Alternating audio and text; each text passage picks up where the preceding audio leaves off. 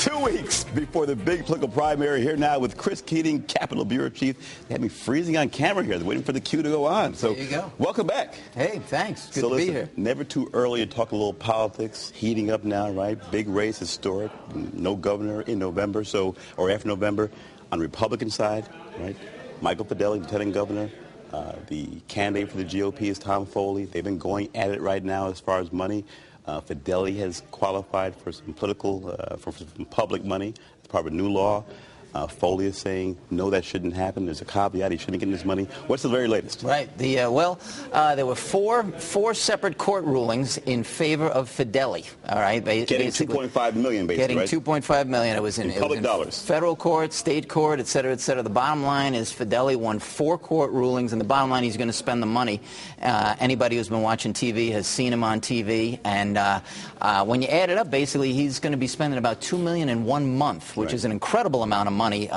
You'll be seeing Fidelli on TV quite a bit. And the more court rulings you have, the quicker he'll spend the money, because you don't want to have one court saying, hold up. So he's spending that money as fast as it comes in, concerned that an appeal could make him give the money back, which he won't do. Correct. Basically, I would say 99% of the money is allocated. Maybe it wasn't spent yet, but the TV stations know it's coming, and everybody knows it's coming. And also, he's got to pay the lawyers from these four cases. And it's all political gamesmanship, right? Foley's a rich guy from Greenwich. He's financing his campaign. He knows he can put a little bit of a hurdle in Fideli's campaign with the money. It slows him down. This is all part of the posturing that goes on in politics, correct? Right. Fidelli has been saying the whole thing is a political ploy.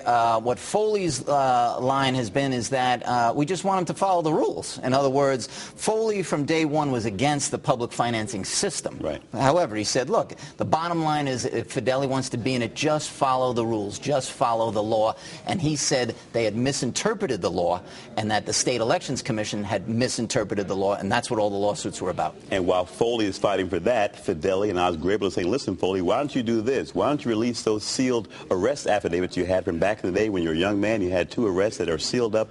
We want full disclosure. And Foley's saying, hold on, wait a second. That happened a long time ago. No. So what's happening there? More political posturing, correct? That's right. Foley was arrested in 1981 and 1993. But yes, all the details on that, or certainly all the paperwork, has not come out. Domestic-related type of things, right? Yeah, one was a car crash in the Hamptons on Long Island. Right. The second one was a domestic dispute with his wife in Greenwich in 1993. Foley has said there will be further details will come out on that, or he'll have more to say on it. But as of the time that we're talking, that has not yet happened. Would that have traction? Is it a matter of, does anyone really care, or will it be a matter of how Foley responds for people to really start caring about it? Well, according to the latest Quinnipiac poll, there were a lot of people that had not heard very much about this. That's a statewide poll. Obviously, sometimes people in Litchfield County or Fairfield County don't hear the same things that people hear in the Hartford media. So the poll kind of said that there were a lot of people that didn't know that much about it. Mm-hmm. Will we hear about it in the future debates? Very possible. I suspect we will. Now go to the Democratic side, right? You have Dan Malloy, former mayor of Stamford. He's a Democratic choice, being challenged by Ned Lamont, a bunch of money there. That race is tightening, right? That race now is, about 17 points in one poll, 9 points in the other. What's the very latest on that race? Right. The latest on that is it's a 9-point spread among the likely voters. The likely voters are very important in a Democratic primary. You don't know completely who is coming out. A lot of people have told me, mid-July, people aren't paying attention. Obviously, the political insiders are paying attention.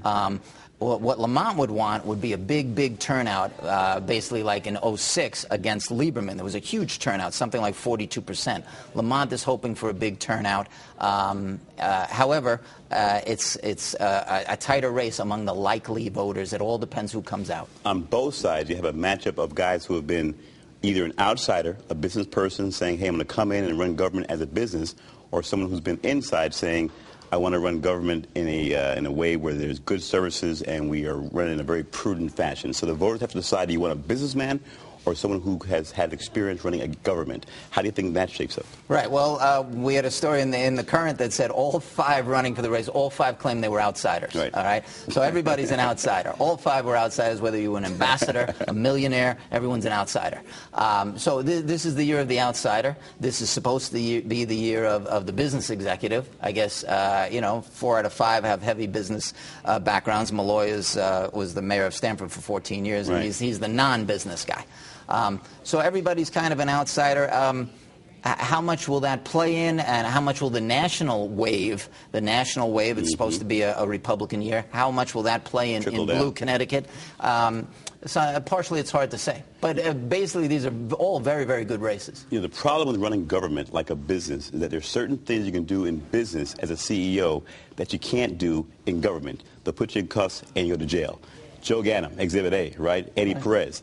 Joe Ganim now back out of prison for, I think, 6 or 7 years for corruption, coming back to Bridgeport, has not said no to possibly running again, which is sort of interesting. When I was with the Courant, I remember talking to people after the conviction of Joe Ganim. So many folks said they would vote for him again because he got things done. I found that stunning. Even though he was convicted, there were people on the street saying, I'd vote for the guy again. Your thoughts on, could he resurge as a potential candidate? It is kind of amazing. I guess anything can happen in Bridgeport. I can tell you on the day that he was released from the halfway house, he brought his son with him, his 9-year-old son, and he's been in prison for about 7 years. So he had his 9-year-old son with him, and he really didn't want to talk about it. He said, I just want to go have breakfast and go leave with my son. But he didn't downplay it. He didn't say no. I thought that was interesting that he didn't say no. He just said he didn't want to talk about it. So to me, that means he's thinking about it. That is correct. He did not say no. And Bill Finch is not particularly strong out there in Bridgeport, truth be told, so it's not like there's the vulnerable candidate there, right, or a vulnerable incumbent. Yeah, I guess it could be possible. I mean, there is some precedent to it. On the flip side, Ganim, Marion Barry, and others. Bridgeport, the Providence guy, Buddy Cianci, Buddy Cianci, right? There was a lot of negative publicity about Joe Ganim. However, you're saying running in Bridgeport itself, his home base, I guess anything's possible. All right. How about real quick senatorial race, Blumenthal and Linda McMahon. She has a primary versus Peter Schiff. That's shaping up. That poll is tightening. When you look at the Blumenthal-McMahon potential matchup, the numbers are still pretty daunting for her, but it's sort of narrowing. Your thoughts? Right. What's happening there? Well, and also the wild card in this is Rob Simmons. It just came out that Rob Simmons is going to spend something like $350,000 on TV commercials. He's going to be in a debate. Simmons is... Although he said he was out, so the question is why is he spending his money when he had said before, I'm not in this thing anymore, right? Correct, that's right. Simmons had suspended his campaign, essentially, but now he's back on television with ads that just started Wednesday or Thursday, basically, and so we'll have to see what happens with that. He was still in the polls. He was ahead of Schiff in the polls. And he's a former CIA spy, so he must know something. We'll leave with that. All right. He's Chris Keating, Hartford Courant Capitol Bureau Chief. When we come back, we'll get the very latest on talks to prohibit bikers from West Hartford's popular reservoir. Current columnist Rick Green joins us for the very latest. Don't even think about going away.